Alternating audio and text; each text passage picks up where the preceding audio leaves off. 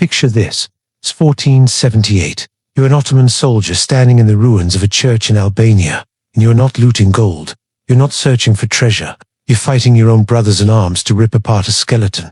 One guy's grabbing finger bones, another's shoving ribs into his uniform. They're literally tearing apart a dead body like it's the last iPhone on Black Friday. Why? Because they think these bones are magic. They genuinely believe that wearing a piece of this corpse will make them bulletproof in battle.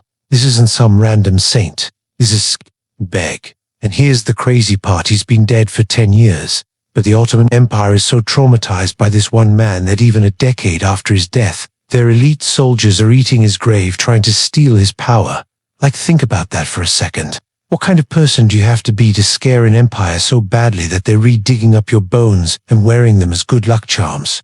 How does a kidnapped boy rise to become the empire's finest general and then burn the whole thing down from the inside? Stick with me, because this story is absolutely wild. And by the end, you're going to understand why this guy's legacy literally couldn't be killed. If you're into history that actually slaps and not the boring textbook stuff, hit that like button, subscribe. Alright, let's get into it. So first, you got to understand how messed up the Ottoman Empire was. They had this thing called the devsham, the blood tax. Basically, Ottoman soldiers would roll up to Christian villages, kick down doors, and inspect young boys like they're shopping for livestock. They'd grab the strongest kids, we're talking 8, 10, 12 years old, rip them from their families, and drag them back to Istanbul to be brainwashed into becoming Janissaries, elite killing machines for the Sultan. These weren't volunteers. These were kidnapped children turned into weapons. Now, in 1423, the tax collectors came for someone special. They didn't want a random peasant kid. They wanted a prince, the youngest son of Gjergj Kastrioti, a rebellious Albanian lord who'd been a thorn in their sultaness side for years. The boy's name, Gjergj. He was 18. But here's where it gets dark. Gjergj had 3 older brothers, Ripash, Stanisha, and Konstantin. All 3 were also taken as hostages, and all 3 died in Ottoman custody, poisoned, murdered, gone. Gjergj was the last son left alive in enemy territory. Imagine that. You're 18 years old. Your brothers are dead. You're surrounded by the people who killed them. Most people would break. Most people would lose their minds. Not this kid. He adapted the Ottomans, trained him in archery, swordsmanship, strategy. They tried to erase his memory. He converted to Islam, changed his name to Iskander, Lord Alexander. For 20 years, he played the perfect soldier. He led their cavalry. He governed their provinces. He became the Sultan's favorite. But the whole time, he was just waiting for one moment of chaos to flip the script and burn it all down. That moment came in 1443, November 3rd, 1443, the Battle of Niš. The Hungarian Crusaders are absolutely destroying the Ottoman army. It's chaos, smoke, screaming, horses everywhere. And Skanderbeg's standing there in the middle of it all, looking around like, yep, this is my shot. He doesn't charge the enemy. Instead, he signals 300 Albanian cavalrymen in his unit, guys who've been waiting for his word for years, and they just stop fighting. He'd turn their horses around and start riding away. But here's the genius part. Skanderbeg doesn't just run. He needs leverage. In the middle of this absolute war zone, he hunts down the Sultan's race. Effendi, basically the guy who controls all the official paperwork and seals, drags this terrified scribe into a tent, puts a blade to his throat, and forces him to write a fake order, transferring control of the fortress of Crusades to Skanderbeg. The scribe's hands are shaking. He writes it, signs it with the official seal. Skanderbeg snatches the paper and kills him immediately. No witnesses, no loose ends, ice cold. Then he rides for 7 days straight, dodging checkpoints, bluffing his way through enemy lines with his stolen paperwork and his general's uniform. When he finally gets to Crusades, this massive, impregnable fortress guarding Albania, he doesn't lay siege. He just walks up to the gate and hands the governor the forged letter. The seals re-apple, the signatures re-up. The governor bows, packs his bags, and literally hands Skanderbeg the keys to the most strategic castle in the Balkans. Dude just Jedi mind tricked his way into a fortress. That night, Skanderbeg's men slaughter the Ottoman garrison in their sleep. By sunrise, he tears down the Ottoman flag and raises the red banner with the black double-headed eagle, his father's crest. The Sultan's favorite general, gone. The Dragon of Albania just woke up, and he's standing on a pile of Ottoman bodies like, Come get me. Now here's the problem. Skanderbeg has the castle. Cool. But he doesn't have a country. Albania in 1443 wasn't a nation. It was a disaster of feuding warlords who hated each other more than they hated the Turks. He had the Dukogjini clan up north, the Thropia family in the center, the Muzakas down south. These guys spent more time fighting over goats and rivers than preparing for war, and to them, Skanderbeg wasn't a hero. It was sus. Sure, he had Albanian blood, but he looked like a Turk, dressed like a Turk, fought like a Turk. They didn't trust him, so Skanderbeg had to pull off his second miracle. Unite these stubborn warlords without conquering them. March 2nd, 1444. He calls a meeting in the city of Lezhe, neutral ground controlled by Venice. Picture this cathedral packed with armed warlords, all eyeing each other, hands on their swords. Centuries of grudges simmering. They expect Skanderbeg to demand their submission. To claim he's king. He doesn't. Instead, he tells them what's coming. He describes the Janissaries, the cannons, the sheer size of the Ottoman war machine heading their way. He makes them realize their petty feuds don't matter when an extinctional-level threat is at the door. Then he says something genius. I have not brought you liberty. I found it here among you. Translation: I'm not your conqueror, I'm your shield. It works. They form the League of Lezhe. First time in Albanian history, these clans agreed to fight under one banner. They vote Skanderbeg as commander-in-chief. Now, he's got an army. Small, maybe 15,000 guys, but it's something. The Ottomans. They can field 100,000. In a fair fight, the Albanians would be dead in an hour. So Skanderbeg says, cool, we're not fighting fair. Skanderbeg looks at the map of Albania. Jagged mountains, narrow passes, dense forests, rivers, and he's like, the land is my best weapon. He strips his men of heavy armor, teaches them to hit fast and disappear. He sets up signal fires across mountain peaks, our communication network faster than any messenger. If an Ottoman column enters a valley, Skanderbeg knows before they pitch their tents. June 1444, for the first test. Sultan Murad II sends Ali Pasha with 25,000 men to crush the rebellion. Ali Pasha marches into the Black Drine Valley, expecting the Albanians to hide in their castles. Instead, Skanderbeg bets him into a trap. It's called the Battle of Torvioll. Skanderbeg lures Ali Pasha into this narrow valley surrounded by forests. The Ottomans see a small Albanian force blocking the road and charge forward, thinking it's an easy kill. They don't see the thousands of men hiding in the trees. When the Ottomans are fully committed, crammed into the kill zone, Skanderbeg gives the signal. The woods explode. Archers and infantry charge down both slopes, hitting the Ottoman flanks like an avalanche. At the same time, the retreating Albanians turn around and counterattack. It's a perfect double envelopment. The Ottomans panic. Their cannons are useless in the mud. Ali Pasha barely escapes alive. By sunset, thousands of Ottoman soldiers are dead. News of this victory shockwaves through Europe. A small rebel force didn't just survive, they annihilated an imperial army. But Skanderbeg doesn't celebrate. He's looking at the dead Janissaries guys he might have trained with, and he knows this was just the warm-up. The real fight is coming. Spring, 1450. The ground in Albania starts shaking. Not an earthquake. Footsteps. Sultan Murad II is marching on Cluj with 100,000 men, the largest army the Balkans has ever seen. And he's bringing massive bronze cannons designed to turn medieval castles into rubble.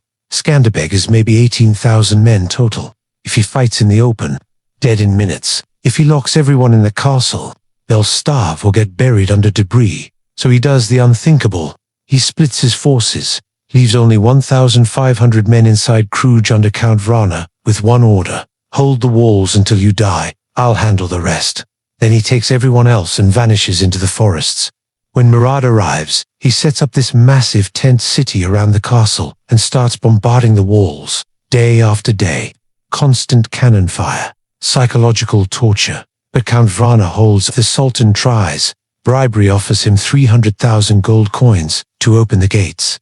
Vrana's response: I'd rather eat the stones of this castle than betray my commander. Absolute legend. But the real nightmare for the Ottomans isn't the castle. It's Skanderbeg.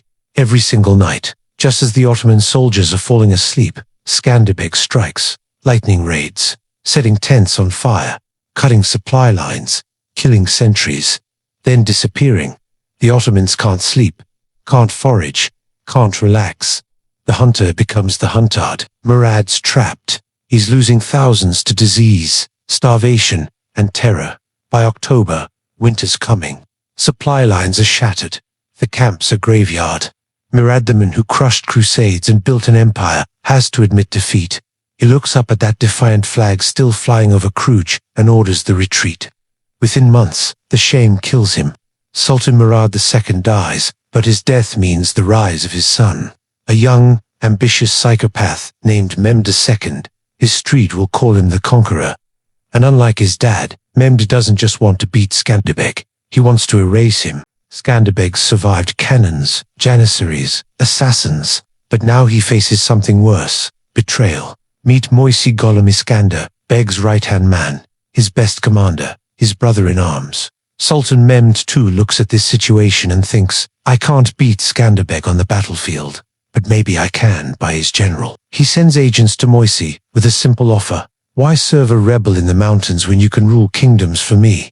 And Moisi takes it. He defects, rides to Istanbul, kisses Mehmed's hand, accepts command of an Ottoman army. The shockwave through Albania is devastating. If Moisi, the bravest among them, doesn't think they can win, who does?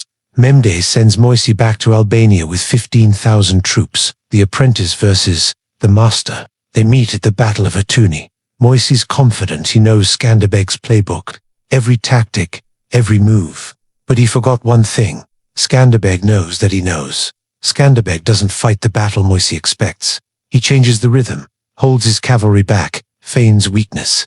When Moisi commits for the killing blow, Skanderbeg reveals his trap. It's not complex, it's just raw, overwhelming violence. Skanderbeg personally leads the charge, smashing through Ottoman lines with such ferocity that they panic and scatter.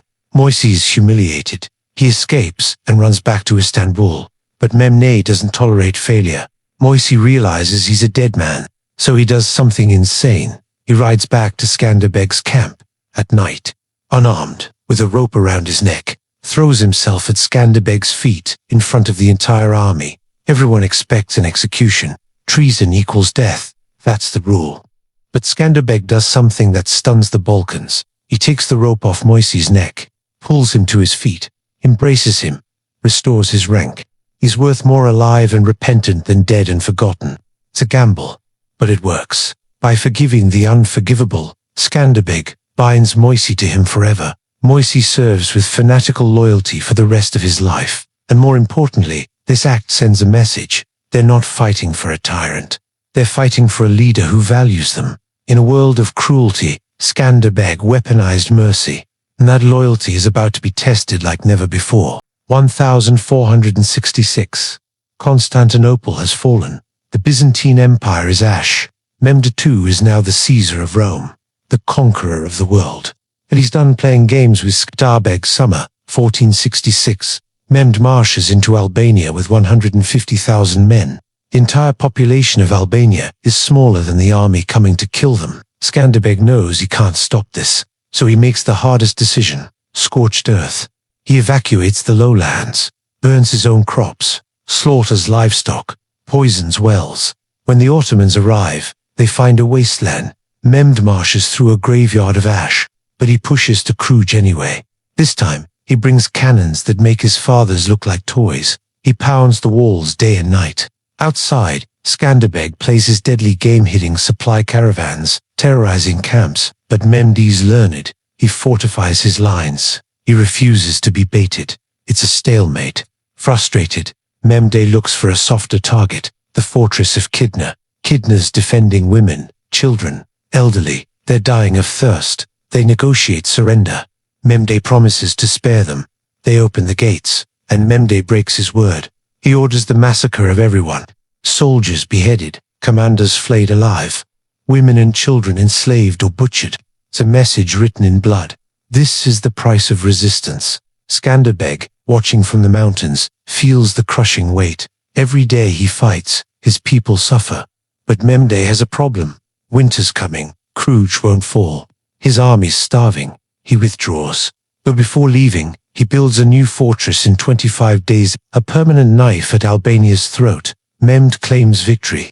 But privately, he knows the truth. He brought the full power of the Ottoman Empire and failed to break one old man. By 1467, Skanderbeg is 62. Ancient for that era. He's still fighting, still in armor, still planning offensives. But he knows the end is near. He makes one last journey to Rome, to beg for help. The Pope calls him the champion of Christendom, gives him a sword, a helmet, some money, but no army. Europe's too busy fighting itself. Skanderbeg returns home with a heavy heart. January 1468. He falls ill with malaria. Even on his deathbed, when he hears Ottomans are raiding, he tries to rise, demands his armor, but his body won't obey. On January 17, 1468, Skanderbeg dies. The moment his heart stops, a silence falls over the Balkans. When news reaches Istanbul, Mehmed too doesn't celebrate. He sits in silence, then says, "Asia and Europe are mine at last." Woe to Christendom. They have lost their sword and shield. The Sultan knew what Europe would learn. The dragon was dead, and now the wolves would feast. Within years, the Ottomans conquer Albania. Gjergj falls in 1478. But here's the thing. They could crush his bones. They could take his castles. They could rule his land for 400 years, but they couldn't kill his legacy. Albanian refugees fled to Italy, keeping his legend alive for centuries. And when Albania finally fought for independence in the 1900s, guess whose flag they raised? The same blood-red banner with the black double-headed eagle that Skanderbeg raised in 1443. That flag survived 500 years of Ottoman rule, 2 world wars, communist dictatorship. It's still flying today. The dragon died, but he never really left. If this story hit different, subscribe, hit the bell. I've got way more forgotten history to share. And drop a comment. Who's the Skanderbeg of your country? The person who defines your nation's spirit? I'll be reading every one. Thanks for watching. See you in the next one.